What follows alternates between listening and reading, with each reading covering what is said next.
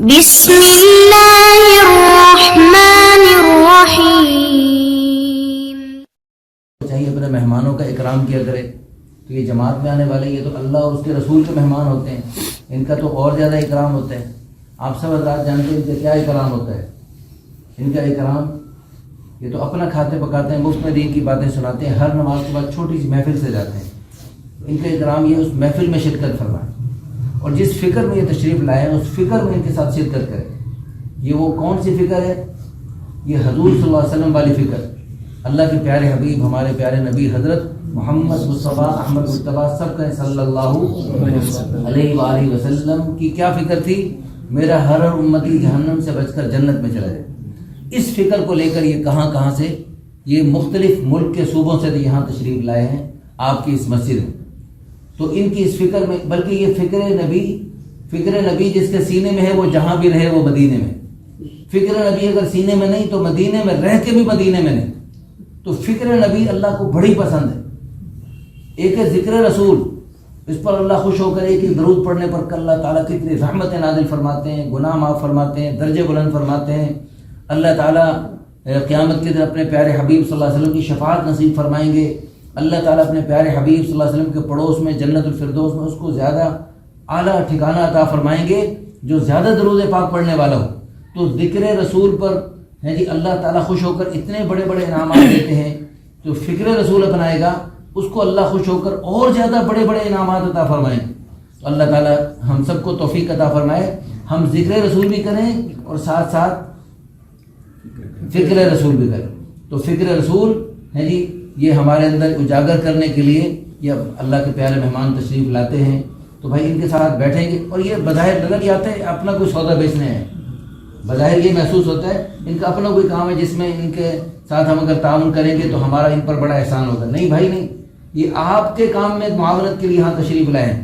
اس پورے محلے میں اس پورے علاقے میں دین کی فضا بنانا تاکہ اس کی برکت سے اللہ تعالیٰ نے جو قرآن کریم میں پکا سچا وعدہ فرمایا ہے تم دین کی فضا بناؤ گے، ایمان تقوی کا ماحول بناؤ گے تو آسمان زمین کی برکتوں کے دروازے میں کھول دوں گا. اللہ نے قرآن میں پکا سچا وعدہ فرمایا وَلَوْ أَنَّ أَهْلَ الْقُرَىٰ آمَنُوا وَاتَّقَوْا. اگر بستی والے محلے والے ایمان اور تقوی یہ دو چیزیں حاصل کر لیں تو کیا ہوگا؟ لَفَتَحْنَا عَلَيْهِمْ بَرَكَاتٍ مِّنَ السَّمَاءِ وَالْأَرْضِ. ہم آسمان اور زمین کی برکتوں کے دروازے کھول دیں گے. تو آسمان اور زمین کی برکتوں کے دروازوں کا کھلنا اللہ نے ایمان اور تقوی دو چیزوں کے ساتھ مشروط کیا ہے.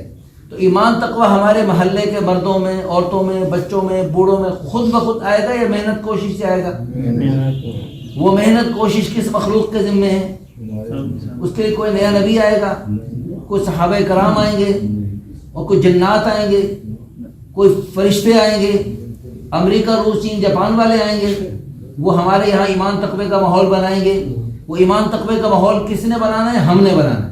ہمارا کام ہے اس پورے علاقے میں ایمان تقوی کا ماحول بنا کر آسمان زمین کی برکتوں کے دروازے کو کھلوانا یہ ہماری ضرورت ہے. تو ہمارے اس کام میں معاونت کے لیے اللہ نے اس وقت مختلف 3 صوبوں کے حضرات آپ کے ہاں بھیجے ہیں. تو جب بھی جماعت ہے ان سے خوب اپنا کام لو، یہی ان کی نصرت ہے، یہی ان کا اکرام ہے.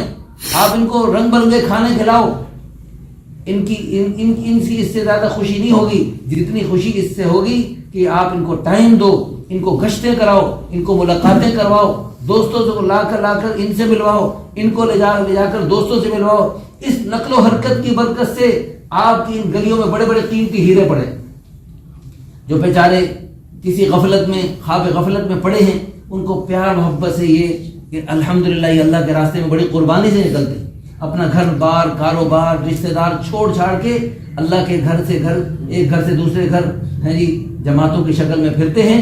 تو بھائی ان کی چونکہ قربانی ہوتی ہے تو اس قربانی کی برکت سے اللہ تعالیٰ ہمارے پڑوسیوں ہمارے بھائیوں کے دلوں پہ اثر کر لیتے ہیں. اور ایسے بگڑے لوگ جن کے بارے میں آپ تصور نہیں کر سکتے، یہ بھی مسجد والا بنے گا، یہ بھی نمازیں پڑھنے والا، قرآن پڑھنے والا، دین پہ چلنے والا، دین پھیلانے والے بنے گا.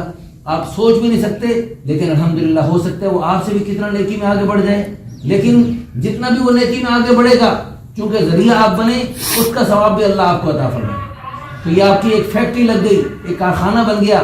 آپ نے جو فیکٹریاں کارخانے لگا رکھے اس فیکٹری ایریا میں، یہ سارے کارخانے فیکٹریاں مرتے بیکار ہونے والے. اللہ تعالیٰ ان میں بہت برکتیں عطا فرمائے آپ کو، لیکن اس میں جو آپ امانت، دیانت اور صحیح طریقے سے آپ محنت کر رہے ہیں، حلال کمانے کی کوشش فرما رہے ہیں، اس پر تو آپ کو اجر ملے گا. لیکن یہ ساری فیکٹریاں، کارخانے قبر میں ساتھ نہیں رہے. قبر میں وہ جو اس میں سچ بولا، پورا تولا اور آپ نے صحیح طریقے سے کام کیا امانت داری دیانت داری کے ساتھ، وہ آپ کے لیے آخرت کا ذخیرہ بن گیا.